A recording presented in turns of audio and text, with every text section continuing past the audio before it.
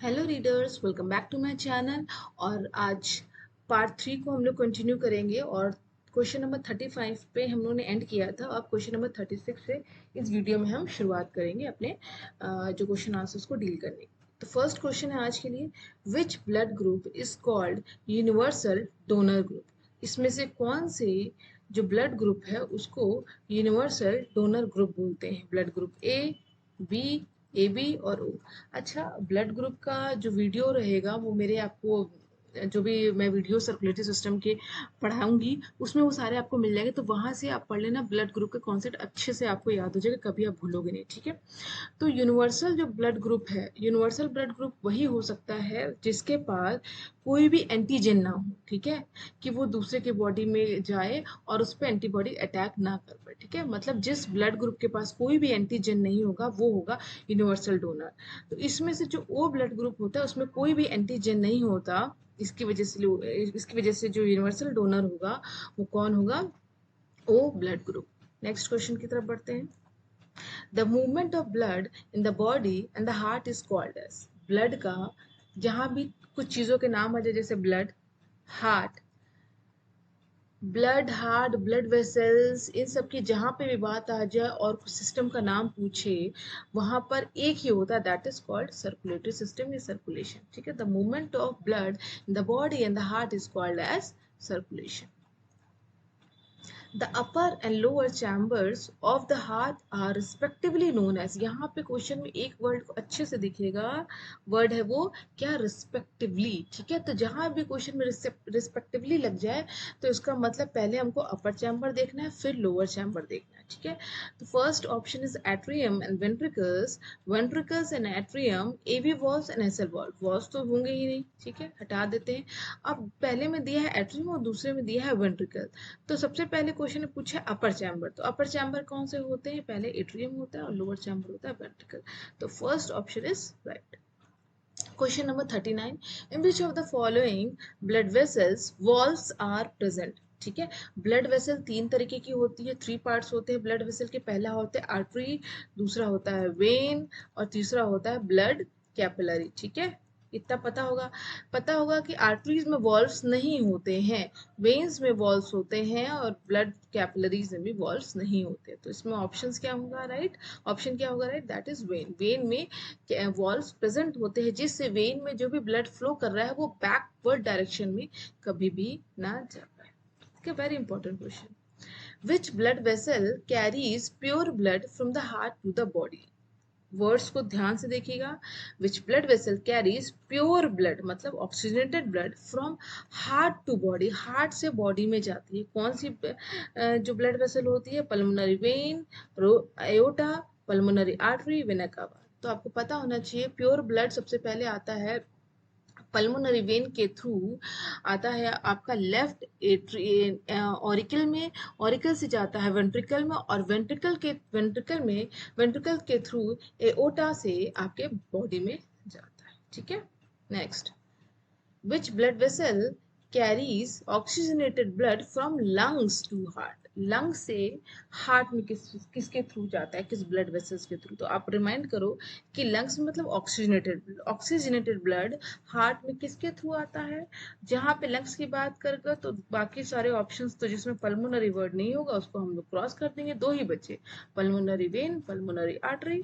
तो pulmonary vein याद होगा आपको कि एक्सेप्शन होती है और ये लंग्स से हार्ट में प्योर ब्लड को लाती है और आर्टरी क्या करती है? ले जाती है डीऑक्सीजनेटेड ब्लड को हार्ट से लंग्स में, ठीक है। तो ऑप्शन ये है when, pulmonary vein. Very important question, याद रखिएगा इसको। Next question, which blood group is universal recipient. मतलब यूनिवर्सल रेसिपिएंट मतलब सबसे रिसीव कर लेता है, सबसे ब्लड ग्रुप सब ब्लड ग्रुप को ले सकता है। कौन सा होता है? ए, ओ, बी और ए बी। इसका आंसर जो है दैट इज राइट है, वो क्या है? A B. क्यों? क्योंकि ए बी जो ब्लड ग्रुप होता है उसमें कोई भी एंटीबॉडी प्रेजेंट नहीं होता है जिससे ये किसी भी ब्लड को कोई भी ब्लड को अपने में ले सकता है, ठीक है। Next, number of which cells increases during inflammation. Inflammation में कौन से सेल के नंबर सबसे ज्यादा बढ़ जाते हैं? बेसोफिल, न्यूट्रोफिल, इओसिनोफिल्स और नन। तो सब इसमें जो आंसर है दैट इज, जो राइट आंसर है दैट इज बेसोफिल्स। बेसोफिल्स के नंबर जो होते हैं इन्फ्लेमेशन के टाइम पर बढ़ जाते हैं, ठीक है। इन्फ्लेमेशन के टाइम पर क्या होते हैं, प्रोड्यूस होने लगते हैं histamine, serotonin, heparin.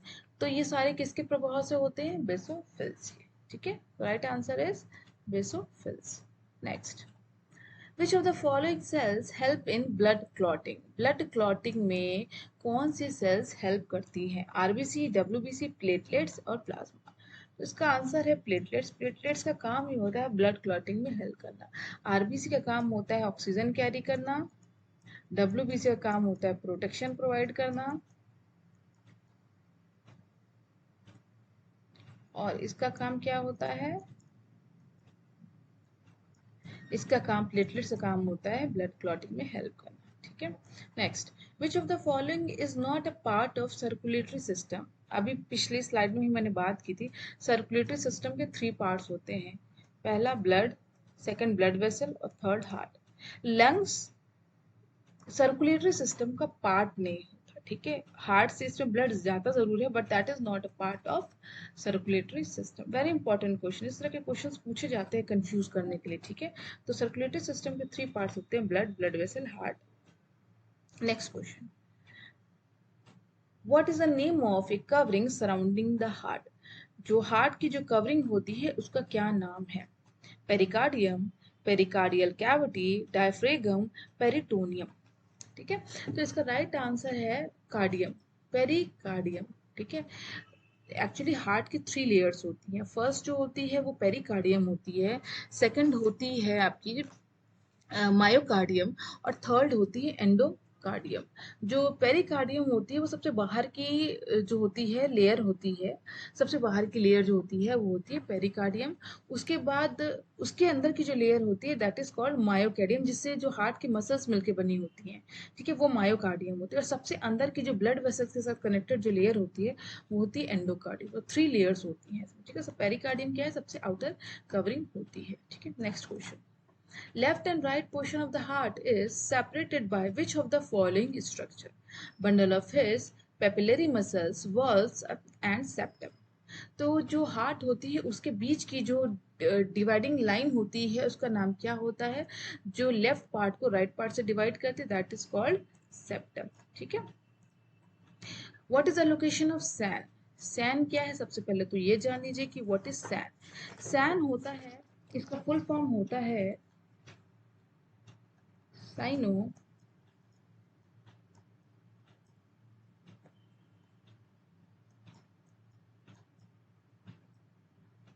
Arterial, sino atrial node. Sino atrial node इसका फुल फॉर्म होता है, ठीक है। साइनो एट्रियल नोड इसका फुल फॉर्म होता है साइनो एट्रियल नोड, ठीक है। ये क्या होती है, ये कहाँ पर इसका लोकेशन होता है, बिलो सुपीरियर वेना कावा, below inferior vena cava, below aorta और ऑन सेप्टम। इसका राइट आंसर है बिलो सुपीरियर वेना कावा।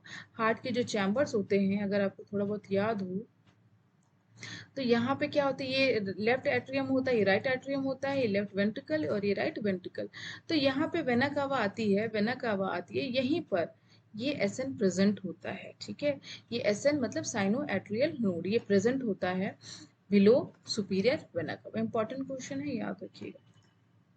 How many action potential generated by a SAN. SAN एक बार में कितना action potential per minute generate करता है। तो बता दूं कि जो सैन होता है वो, उसको पेस मेकर के नाम से भी जानते हैं, ठीक है। पेस मेकर के नाम से भी पूछा जा सकता है क्वेश्चन, तो पेस मेकर के नाम से भी जानते हैं। और ये एक बार में 70 से 75 जो पल्स होती है पर मिनट जनरेट करता है। वेरी इंपॉर्टेंट क्वेश्चन, मैक्सिमम यही जनरेट करता है। नेक्स्ट क्वेश्चन है, in which animal oval shaped RBC is present. इसमें से किस एनिमल में ओवल शेप्ड आरबीसी पाई जाती है। तो सबसे पहले तो ये पता होना चाहिए कि आरबीसी का शेप होता क्या। आरबीसी का शेप कुछ इस तरीके का होता है, बाई कॉनकेव तरीके का, ठीक है। बाई कॉनकेव आरबीसी का शेप होता है। इसमें पूरा आपका हीमोग्लोबिन होते हैं जो कि ऑक्सीजन को कैरी करते हैं, ठीक है। ऑक्सीजन को क्या करते हैं, कैरी करते हैं, ऑक्सीजन को कैरी करते हैं, ठीक है। अब क्या होता है, नॉर्मली तो आरबीसी का शेप बाई कॉनकेव होता है। लेकिन अब ओवल शेप्ड आरबीसी किस एनिमल पे प्रेजेंट होती है? कैमल, डॉल्फिन, रैबिट और शार्क। तो इसका राइट आंसर है कैमल। क्यों? क्योंकि कैमल जो होती है, और ये भी कैमल कहाँ की, यूएस में एक कैमल होती है लामा जिसको बोलते हैं, यूएस की कैमल होती है जिसका नाम क्या होते हैं, ले लामा। अब जो भी आप इसको ले लामा ही प्रोनाउंसिएशन तो ले लामा ही होगा। एक मिनट,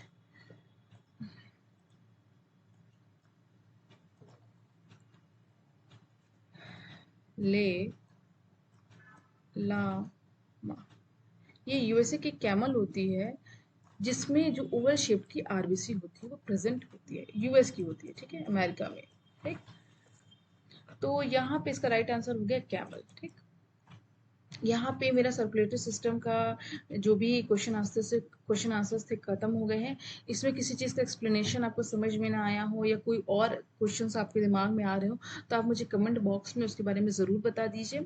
और अगर एक्सप्लेनेशन और चाहिए किसी चीज़ का तो मेरे सर्कुलेटरी सिस्टम की मैंने वीडियो बना रखा है, आप उसको अच्छे से देख लीजिए।